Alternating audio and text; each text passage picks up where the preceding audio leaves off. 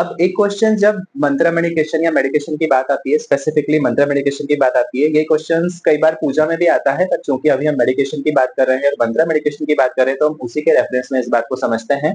और प्रश्न ये आता है कि क्या एक ही जगह बैठ के, क्या एक ही समय हमको ये ध्यान करना है, क्या एक ही जगह बैठ के ध्यान करना है, क्या एक ही लिमिटेड टाइम के लिए हमको ये ध्यान करना है, मतलब ड्यूरेशन के लिए हमको ये ध्यान करना है कि अगर हमने 15 मिनट बोला तो 15 मिनट ही करना है, 1 घंटा बोला तो 1 घंटा ही करना है, 2 घंटा हम करते हैं तो 2 घंटा ही करना है।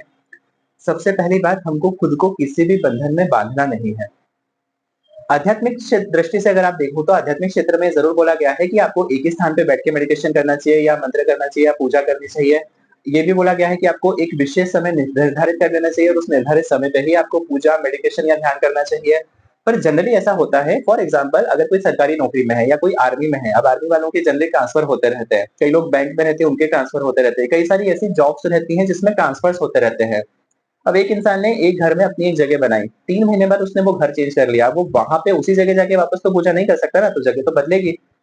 किसी का ऐसा रहता है कि फॉर एग्जाम्पल 2 हस्बैंड वाइफ रहते हैं, हस्बैंड ने सोचा कि मैं काम करूँगा, सुबह जल्दी उठकर मैं पूजा कर लूँगा, ठीक है? अब उसकी शिफ्ट चेंज हो गई, उसकी नाइट शिफ्ट हो गई। अब जिस समय सुबह वो पूजा करता था, उस समय वो ऑफिस में वर्किंग है, बिकॉज़ अब उसकी नाइट शिफ्ट है, तो उसका टाइम चेंज होगा।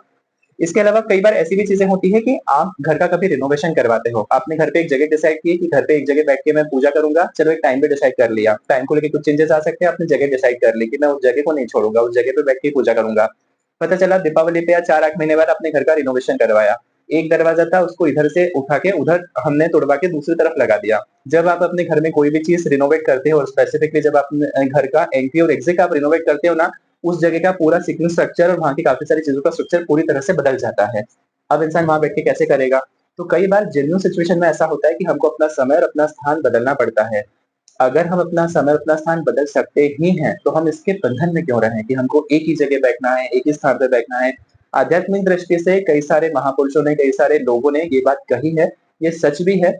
अगर आप देखो, इसको अगर हमको एक्सेप्ट करना है तो हम कैसे कर सकते हैं? हम किसी एक जगह बैठ के तो पूजा करेंगे ही, किसी एक टाइम पर तो पूजा करेंगे ही, क्यों ना हम अपना एक जगह और अपना एक टाइम निर्धारित कर लें।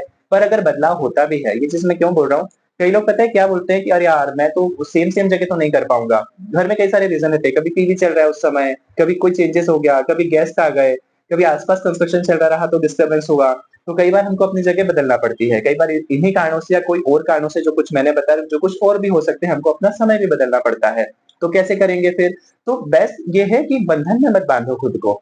एक किसी जगह तो बैठना ही है, किसी समय तो बैठना ही है, तो ये सोचो क्यों ना हम एक जगह और एक समय निर्धारित कर लें, पर अगर नहीं हो पा रहा है और बदलना पड़ रहा है, तो इसका ये मतलब नहीं है कि चूँकि हमारी जगह बदल रही है और हमारा समय बदल रहा है, तो हम करना छोड़ ही दें।